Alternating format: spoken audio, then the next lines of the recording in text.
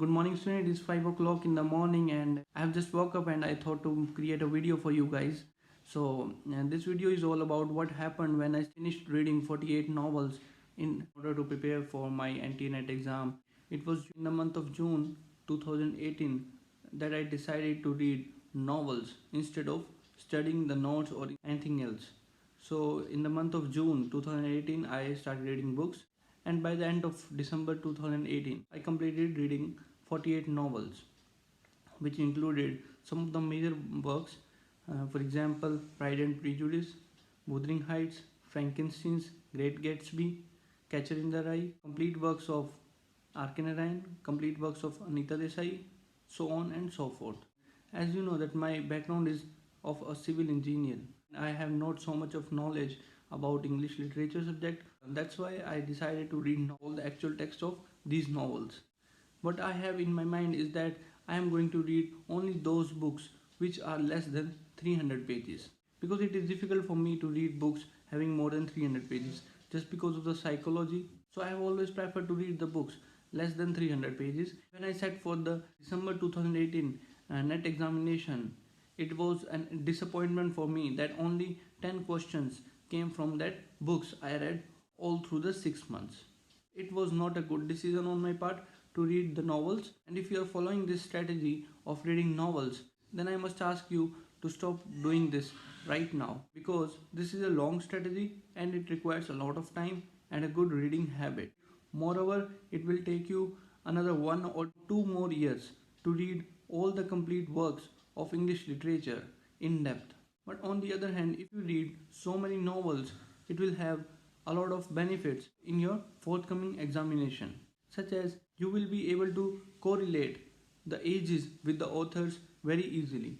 For example, I read the novel Pride and Prejudice, and in that novel, I come to know about the society in which Jane Austen was living in.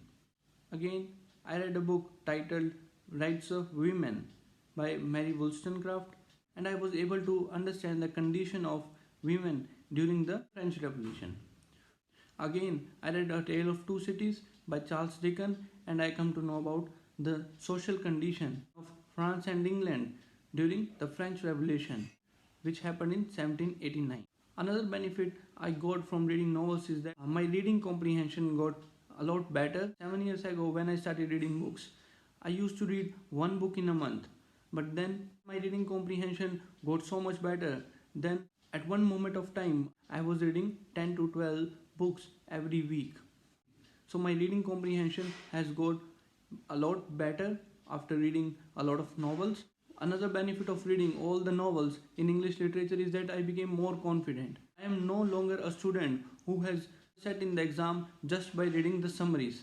My knowledge of the subject English literature has enhanced to a level that I can jump into an argument even with the professors.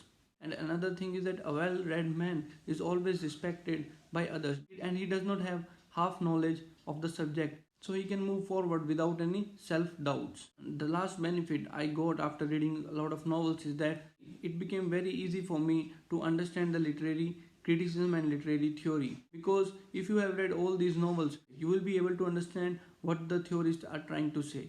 Though only 10 to 12 questions came in the exam after reading 48 novels, and I failed to clear my NET examination in the first attempt. But the benefits of reading novels are a lot more than just simply qualifying the NET examination. I do not recommend you to read novels while preparing for your NET examination. Meanwhile, when you are free in your leisure, you can read at least one novel every month to enhance your knowledge of English literature. That's it for this video. If you find this video worthy of information, then don't forget to like and subscribe the channel. Thank you.